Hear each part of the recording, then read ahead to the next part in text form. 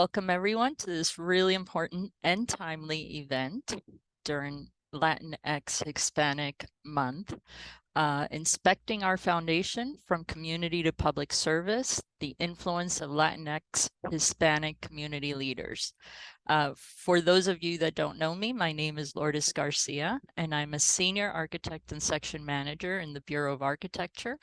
I'm also the co-chair of the Public Works Latinx Hispanic Heritage Month group, which just started last year. So this is our second year.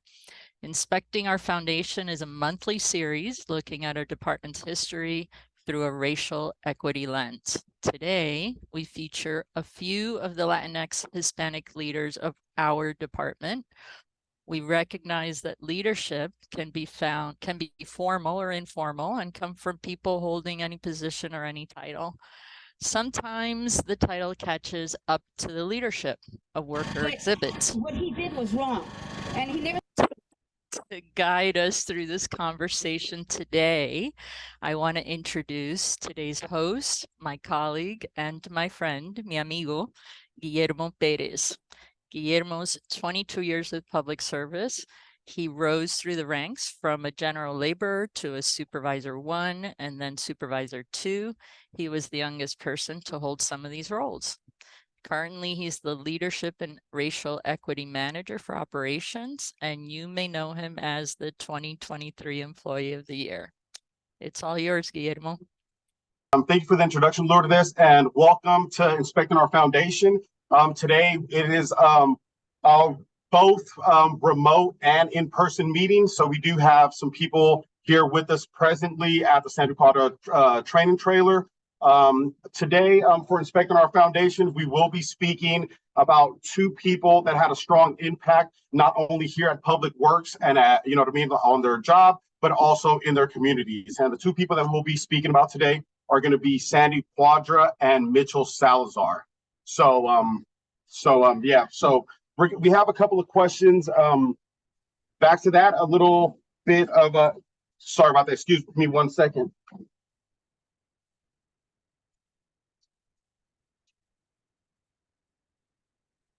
Sorry about that, I had a little script here. Yeah, so today's episode of Inspecting Our Foundation will be honoring the lives and impacts of Mitchell Salazar and Sandy Cuadra. This program is near and dear to my heart as I knew both Sandy Cuadra and Mitch Salazar. Mitchell, I met throughout the years of me working here. Let's say I've been working with the department going on this December for 22 years. I believe I met Mitchell probably about 10 years in once I started working. And Sandy Cuadra, I actually met her one of the first days that I had reported to work.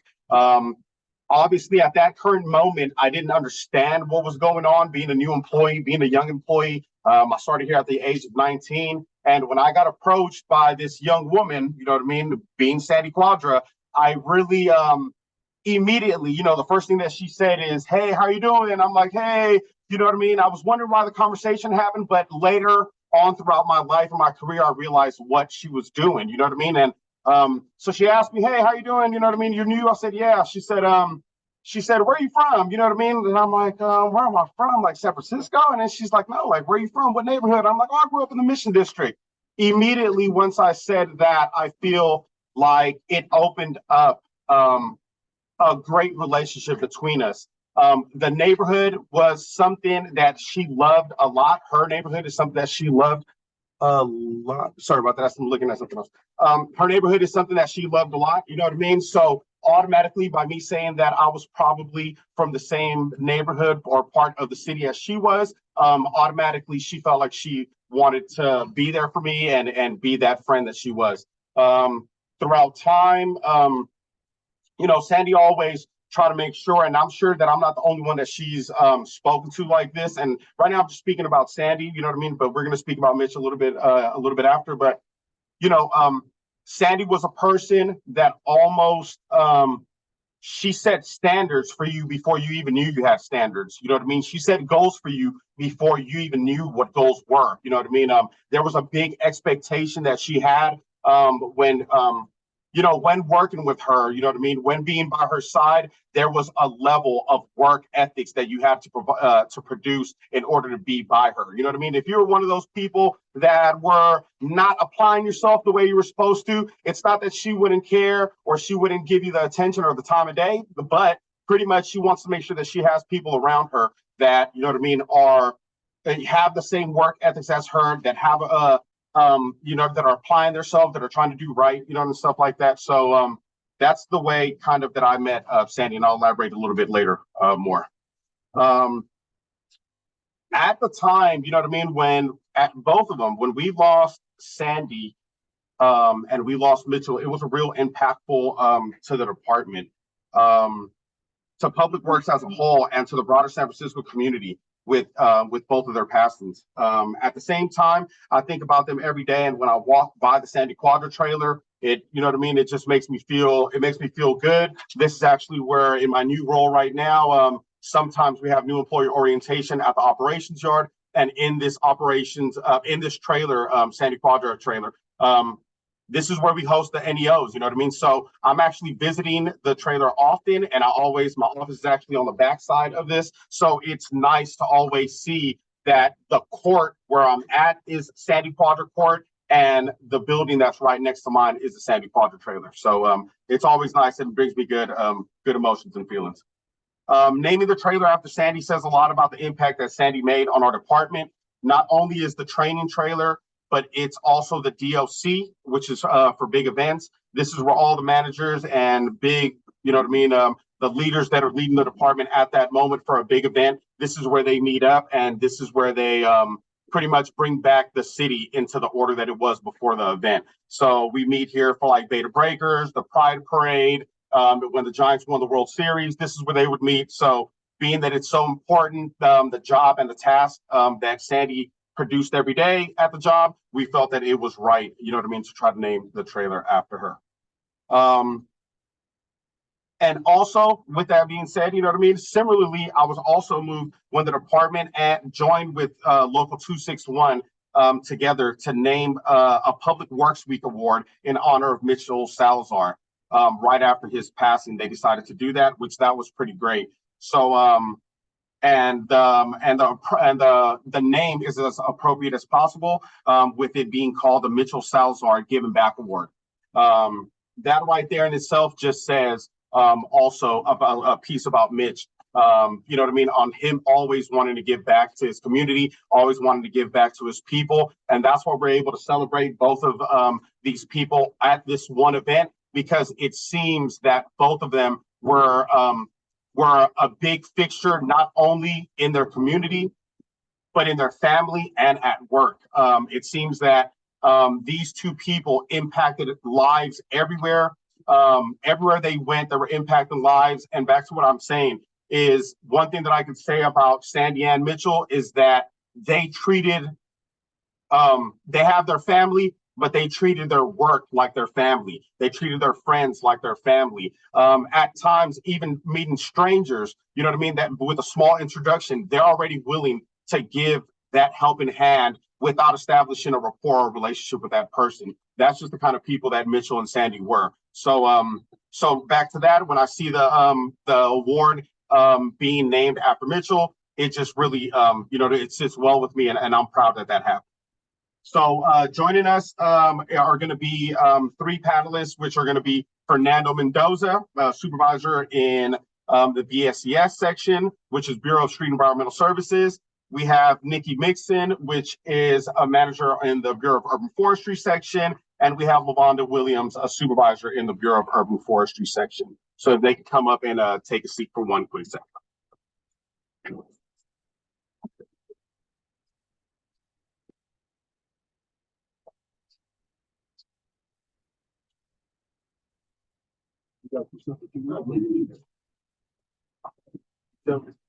You're going to shoot it.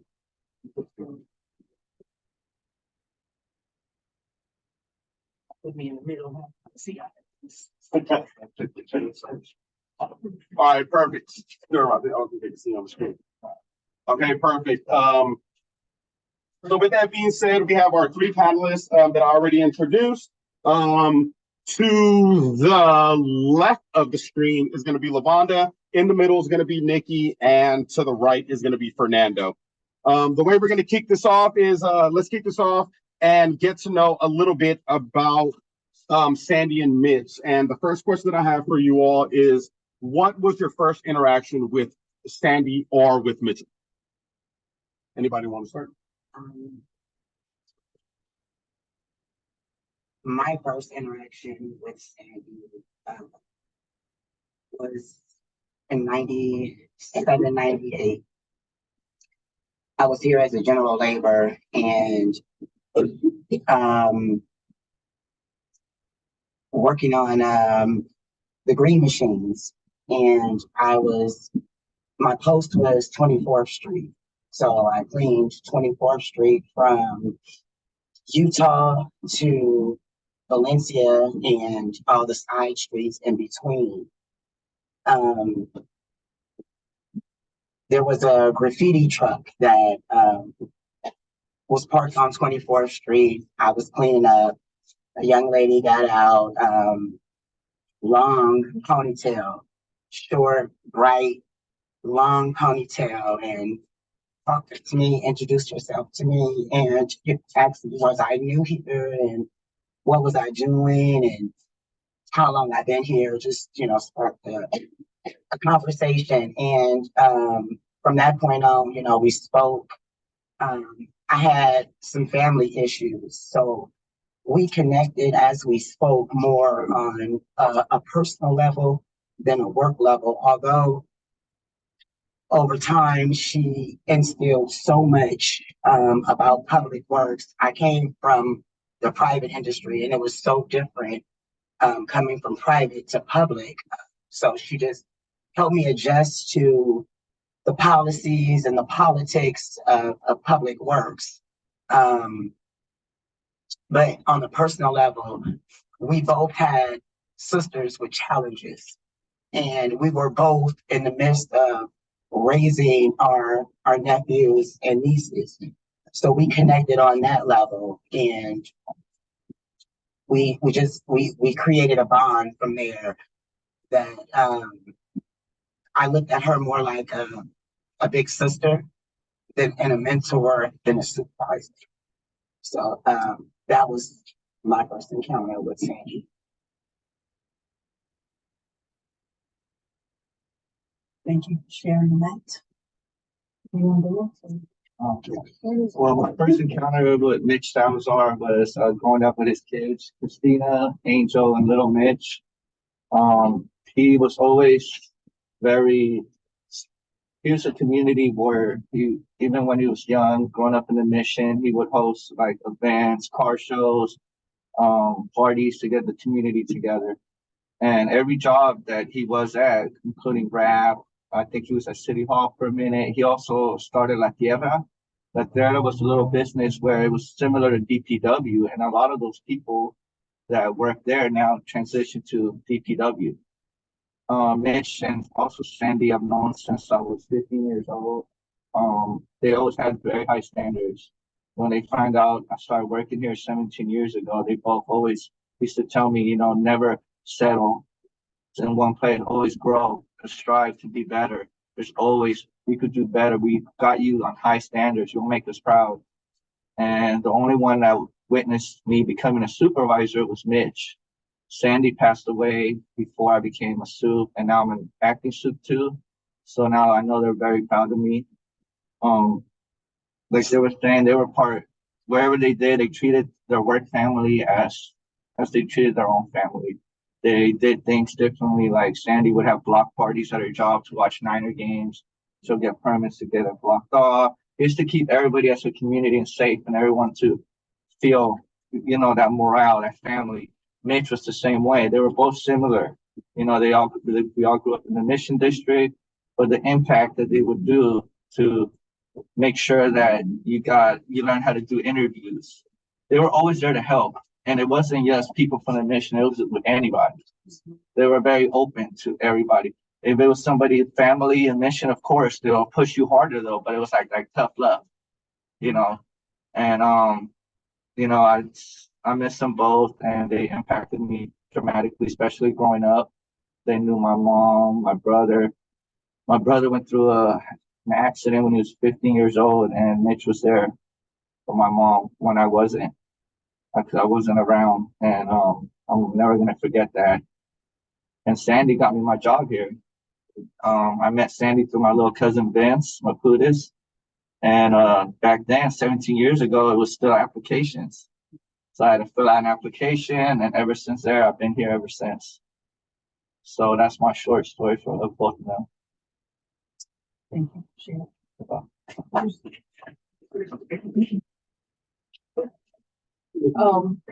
Yeah, so my first encounters with Sandy, I actually don't remember them. But what I do remember was my supervisor at the time, Gima Brown, really took to Sandy and loved Sandy. And Gima really didn't feel that way about people. So I was like, if she likes Sandy, then I'm gonna like Sandy too. So just over the years, getting us to know Sandy, we have a lot of parallels, being born and raised in San Francisco. And also Sandy and I share the same birthday. So we most definitely have a lot of the same characteristics with each other, and go Team Aquarius always. But it's just so many things that we had in common. And I think over the years when Sandy came to Buff, how I really took to Sandy was her style of managing people was considered probably unorthodox because she was a natural leader. She had a skill set that could not be taught. And those are the things that were in her DNA and in her upbringing, and things that I most definitely, I have those same traits. So we most definitely connected on that level. And she was the type of person where she had this level of self-confidence that if she didn't know something, she would ask people about it. And she was always great with showing you how to be resourceful, which is also another skill that can't be taught. It was just something in Sandy that was very special, always special to me, and will remain that way forever. It's always the small things. And as me going into more leadership roles here at Public Works, I most definitely pull from Sandy's energy and what Sandy taught to me over the years, and use those skill sets daily. And I will most definitely forever be grateful for just so many different things that Sandy gave to a lot of us here. So that's my story about Sandy. Thank you for that. One of the things that both Sandy and Mitchell were about were, I'm always going to keep going back to the same thing, is that they were about their family. But one thing that they loved also was their community. You know what I mean? Mitchell spent 20 years at RAP, which was the Real Alternatives Program. And later, later it became even the homies are organizing the mission to empower youth. When I feel, this is just my personal opinion, that back when rap was going on, you know what I mean? The city itself, I feel like maybe was failing the community that we were from. You know what I mean? They didn't really have programs designed for our kind of people. And in a sense, you know what I mean? If we wouldn't have had like the programs like RAP in our community, there's no telling where we would be. One thing that I can always say about Mitchell and Sandy is that when they try to help somebody, you know what I mean? And if they seen that the person really was about growing within themselves, not only were they setting you up with a job or trying to help you with a job, they were helping you out with a career. You know what I mean? They wanted you to make sure that you had longevity and you're able to provide for yourself and take care of your family. So that really, you know what I mean, means a lot to me. Out of the 20 years that Mitchell was at RAP, 15 out of those years, he was the executive director of the program. After RAP, Mitch had a good amount of positions, including the director of workforce development at the Mission Neighborhood Center. In the late 1980s, Sandy worked at RAP also with Mitchell, which just to understand a little bit, it was a gang prevention program that evolved, into what it is today. We have a small clip of Sandy right now saying some words at an event that she was at. Clinton, if you could start that video, please. If you could have one of the panelists go ahead and upgrade me to co-host, because I can't share the video until till I'm a co-host. Stay one time, please.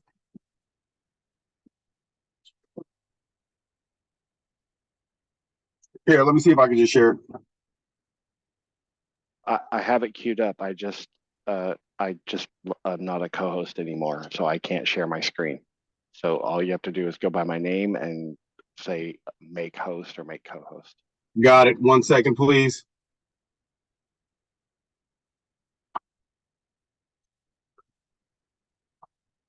The 3 dots. 2 dots. I'll make co-host. Yes. Okay.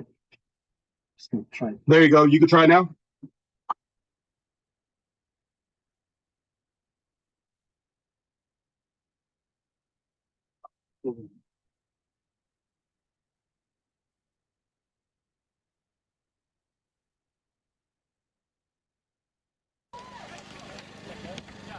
How you doing? Buenas tardes.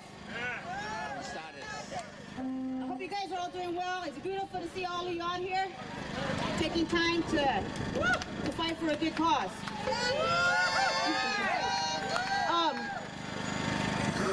I'm a lifelong resident of the Mission. For those of you who know me or if you think you've seen me before, I used to have a long braid with my fixture down to my knees. Unfortunately, chemo took it away, but it's all right. So, I got a little fuzz now. But the reason I'm here is I just wrote these notes a few minutes ago. Sorry, I was at the hospital the other day. Back in April, during the Cesar Chavez event, the street fair, my nephew has a car club called Frisco's Finest Car Club. And we know it's a car club. We've been together over 30 years, bikes, and everything is positive. Unfortunately, people put low riding as a negative thing, gang members, but it's not. We've raised toys every year for the last 20-something years. We've been raising toys for the fire department of San Francisco and for Toys for Tots. And we'll do it again. It's a Saturday after Thanksgiving at the Bonanza bar. So, come donate a toy. But anyways, like I said, this car club, people think it's negative.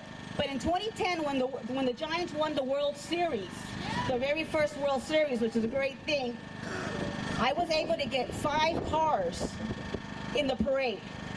We had Bruce Bochy with the World Series trophy. We had Bruce McGowan, the owner. We had Tito Fuentes, ex-baseball player.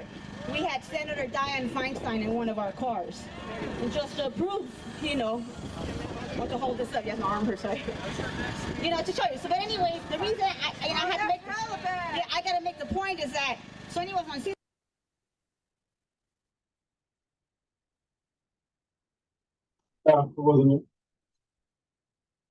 Chavez Day, I came with my nephew because we had the car set up for this festival. So we said, let's go have something to eat for breakfast.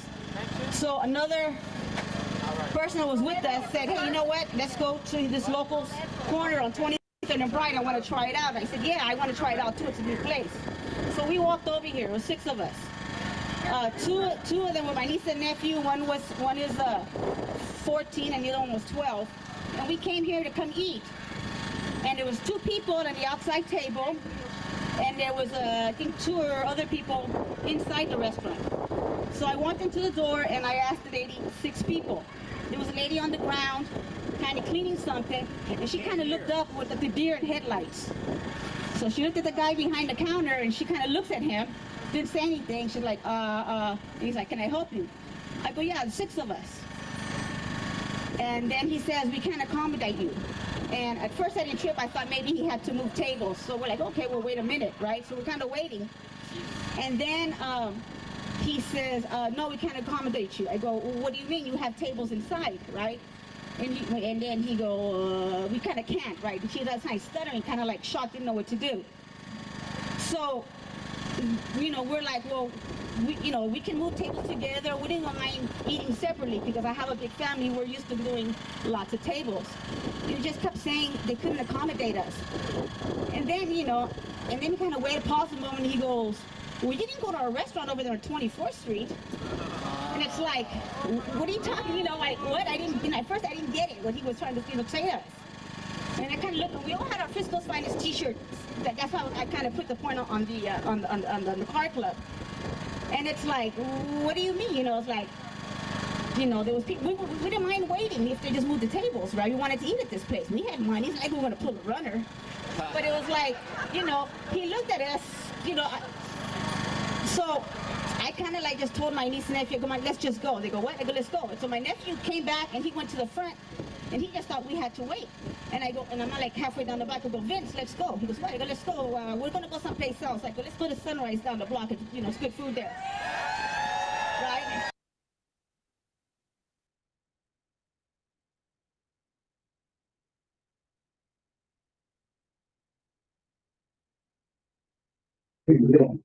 So, can you hear me now again? And so as we're walking down towards the block, and he goes, what happened? And I'm Sorry about that. like, I don't want to say anything because I didn't want him getting mad. I go, let's just come on, let's go, let's go. And my niece goes, oh my God, did they just not racial profile us? I go, yeah, they didn't let us in. There was no reason why did they not let us in. No apologies, no nothing. And so we walked and we went to Sun.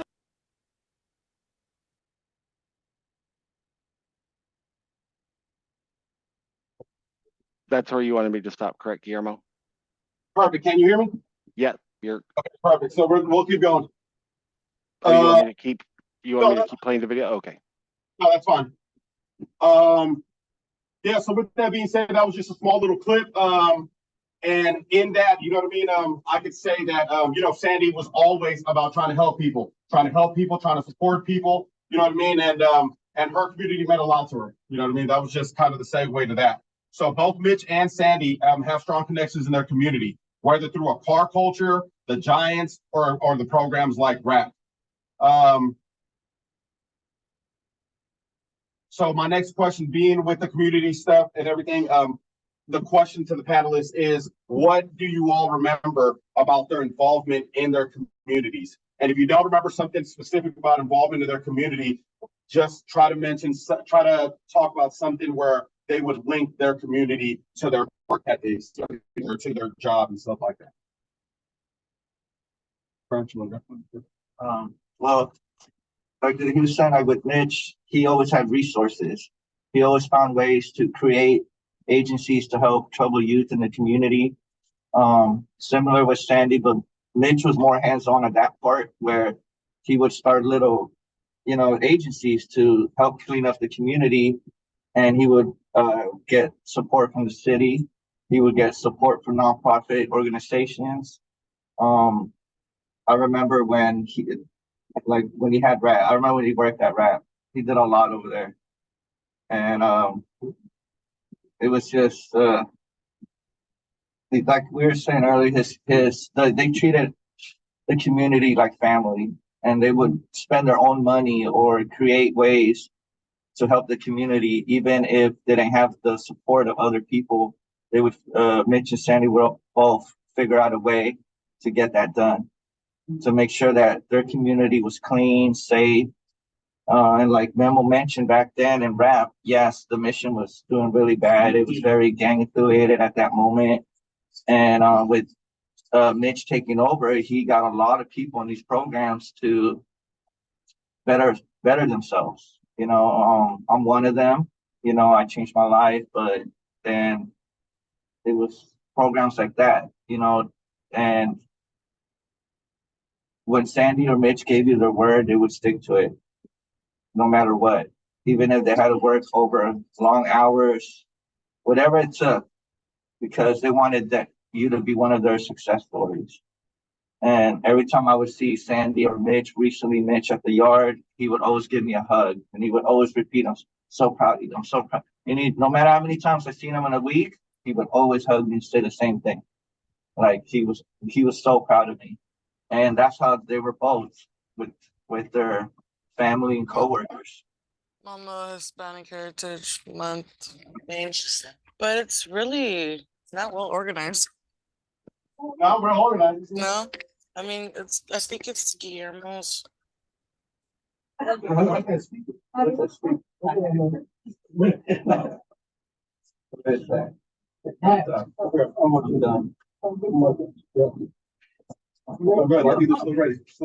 So for me, community leadership, Sandy was the glue. Sandy was the glue for many things, to connect people, to organizations, to work, to leadership, to mentorship. She would take you under her wing and take you with her, show you different things. Same thing she would do with, people in her community. And she was the superhero to the mission, most definitely, every single day. And like she would say, the blood of my hood. That's what she would tell me all the time. And I'm like, I don't know what you're talking about, but I get it because I got my own hood too. So, it's just like, just so many things, you just proud to know her, proud to have worked. I worked for her. I would do pretty much anything that Sandy would ask me to do, just because I knew about her level of dedication and commitment to all the things that I cared about, which was family, work, community, every single day, a priority. And I understood that. And I thanked her for that. And I still do to this day, just the level of influence that she still has with all of us here at Public Works, her family and her community. Stories still come up about Sandy. So just the memory of her alone is a physical and actionable thing all the time. My friend here still has Sandy on her computer as a screensaver. So just things like that, you just know the level of influence that was continuously there and will always continuously be here at Public Works as well. Well, I think we all know the greatness of Sandy. But I will say that Mitch was beyond just his community. He was about the community of San Francisco. It wasn't just about the mission where he was. When I met Mitch, we talked about where I was from. I'm from the Bayview. He was asking me about what YCD was doing for our youth, what programs that we had. He knew, because of my connection with Sandy, and that's how I met Mitch, that I was raising my nephews and I was having challenges. He told me, come down to Mission Neighborhood Center, grab some applications and have some of the kids in your community between this age group, fill them out and bring them back to me. We'll take care of it. We'll get your guys some jobs as well. It's not just about the mission. That 1 year turned into 7 years. The trouble that these kids can endure in the summer break, short span, we were losing so many of our youth.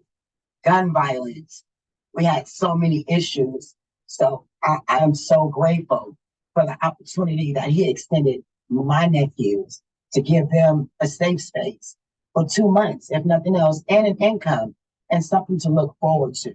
One of them, I'm not in landscaping, I don't like them. I didn't like it. The other one loved it, came back every year. So I'm very grateful that Mitch didn't just, think about the mission. He thought about the city. You understand what I mean? And then we had a siblinghood, is what I call it, not only through Public Works, but also through our local 261, with all the work that he did with jobs now and things like that in partnership with Local 261. So we sat at a lot of tables, met and had a lot of conversations, and they're both highly respected and will be highly missed forever. Thanks for sharing that. So just to kind of throw it out there, right? Mitchell, 9 years last month, let's say from last month, 9 years from last month is when Mitchell was assigned with being the manager of the apprenticeship program, and he held that job until he was no longer with us. Sandy held her job with us almost 3 decades.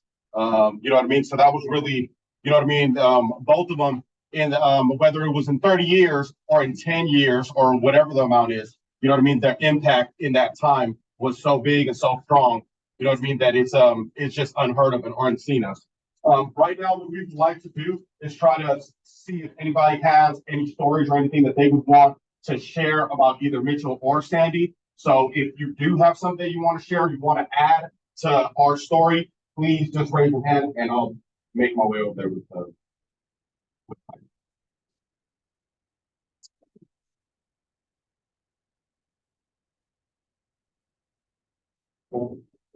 I've been working for Sandy. I was here.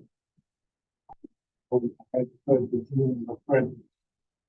And with her, it was just hard to think about some music for you. And that's what we don't have around me. So it's set up for DJ booth. It's own.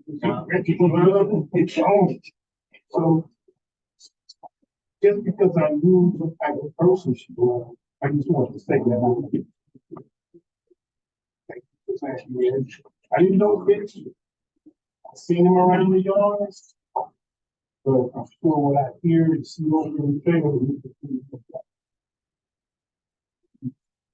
Yeah, the reason why Sheldon said that about Mitchell and what he sees, and now Sheldon is in Mitchell's old office, pretty much. You know what I mean? So just because Mitchell's not there doesn't mean take stuff down. We leave that so on honor. So now Sheldon is becoming a little bit more familiar with Mitchell. Like he said, even though we just been passing in the past, but now being in his office, get a little bit more insight on what Mitchell was.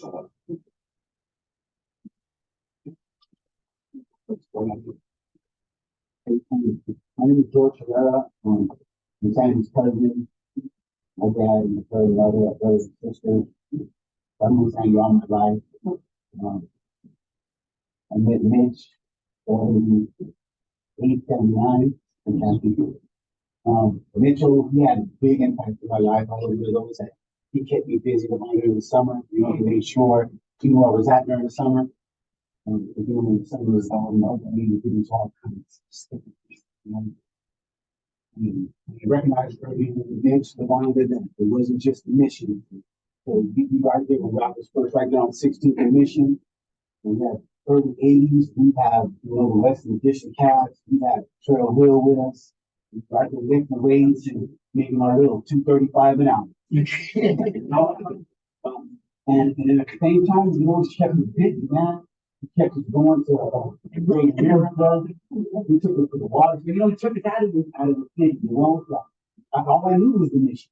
It showed me that you can cross that thing. You can get on that. It showed me that, I miss him and I love him. So, and then when we got here, it was just a perfect fit, And we just, I think we just catapults. We just did, there would be more. For more, Sandy, I'll say this, but she was meant to be here. As kids, all things you guys mentioned, all those great qualities. I've seen them really little, and she incorporated that in her play. She did, man. We played casino, we played really hard. We played hospitals. She recognized what I was good at. She recognized what Patty was good at. She was that she delegated and she always made us feel good about it.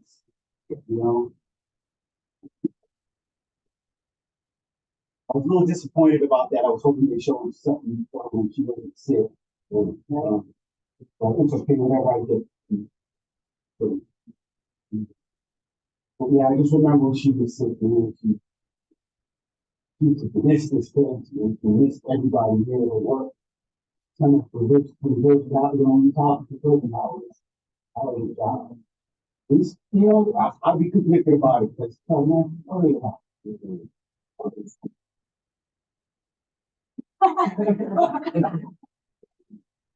You gotta go to work this month. I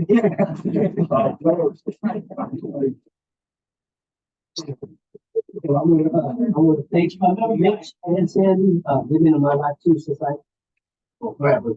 And always, I spent a lot of time in prison and kept trying to get me a job over here for this one. Do that legal qualities. She didn't come over here and do that family for me. Do that, and I didn't listen for a long time. And, Mitch saved my job when I first came here. A lot of people tried to get rid of me and this and that. And we got a lot of words.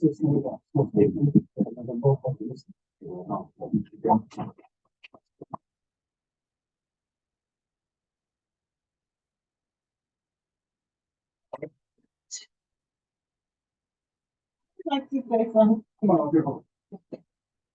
I didn't know Sandy, but if everyone expressed, I would hear great stories about her. So I worked with Mitchell. Matter of fact, this year, Mitchell got this together and we typed it up and it was such a pleasure. He was so loving. He loved his family. He loved his community. What I experienced, he was always doing something. I loved him so much, and then when he shared the news, he had cancer. Oh my gosh, it was Uncle Mitch. It was so heartbreaking. And I remember when I first started in the Armstrong trailer with him, I started organizing all his stuff, and he was so upset. He said, "Oh my gosh, where's my things?" But I know where everything was, but he appreciated it, and he was always like, "You're gonna be a supervisor one day. You're gonna be a manager one day." And I am a supervisor now, so I love Mitch so much. He was very impactful. I remember helping. Thank you. Yeah, he was always on watch time for one to do well. So he had mouth on him.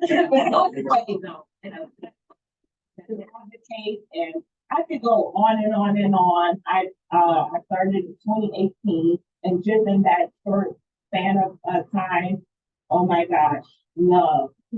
He did love.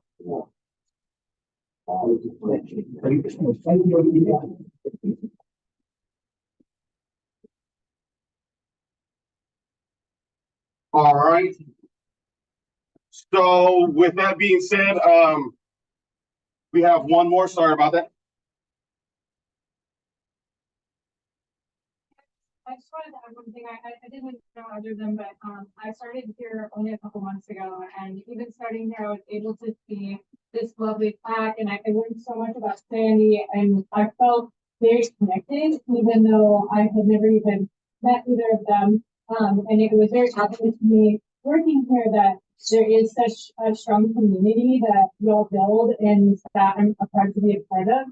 And it is very sad to lose such pillars in our community to the sickness of cancer. And I just wanted to recognize that this is Latinx Heritage Month, and one of those things is the disproportionate exposure to toxins and environmental issues that can cause cancer. And so I do want to recognize that they support the community so much, and we can support our communities, our Latinx communities.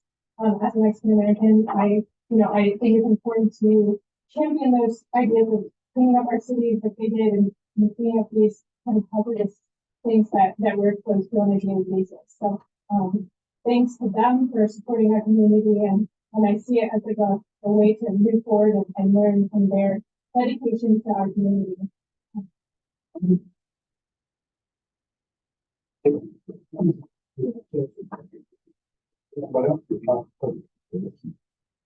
So with that being said, we're a little bit at the end of our inspecting our foundation session. There's a lot more that we have to say, you know what I mean? But due to time, you know what I mean? We're going to respect everybody's time. My closing statement is about both of these individuals, not one or the other, about both of them, is that, you know, at times, you know what I mean? When you hear the word ancestors, you think of somebody that was way far long ago. You think about people that were generations way far ago. You know what I mean? But, you know, with ancestors, what is the key thing that people say? You know what I mean? What they say is that you have to try to make your ancestors proud. You know what I mean? You have to keep growing, keep going, keep fighting the movement. You know what I mean? Keep moving our people ahead and keep going forward. You know what I mean? So that's one of the things that, to me, Mitchell and Sandy are both like my ancestors. These are the only thing that people don't understand. You know, like I said, is just when you think of an ancestor, you think of somebody that is just so many generations away, and they weren't that many generations away. But I do feel like they're like my ancestors. The reason why is because every day when I do my job, I'm trying to make sure that I'm doing my job right for them. I'm trying to make sure, in particularly a little bit more for Sandy, being the you know, Sandy used to go to meetings, you know, and to trainings. One day, the ambassador of Spanish country came over here, and they assigned Sandy to take them on a tour around the city.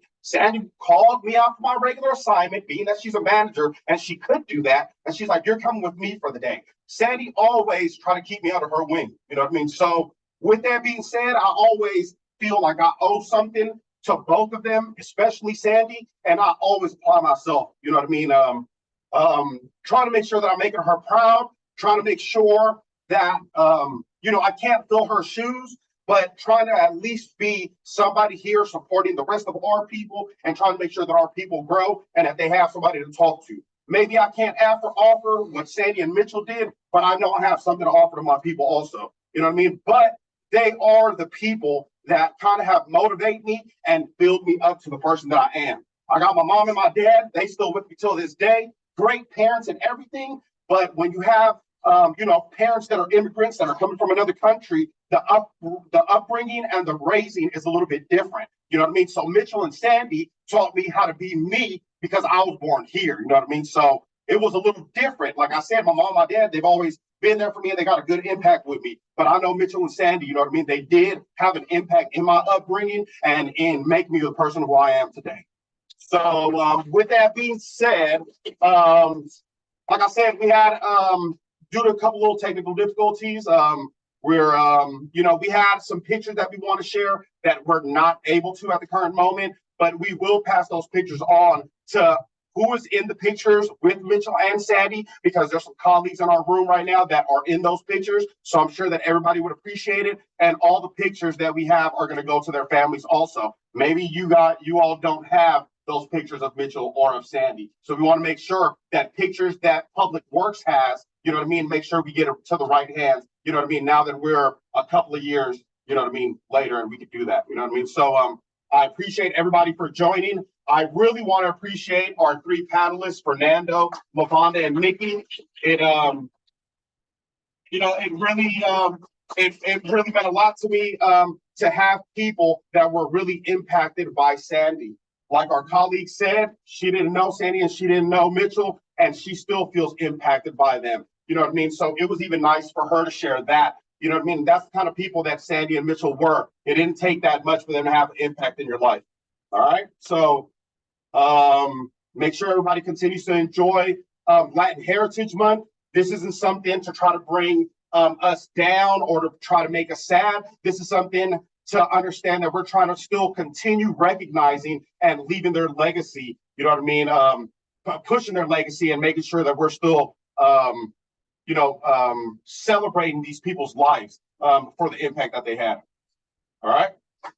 Thank you so much. Everybody have a good day.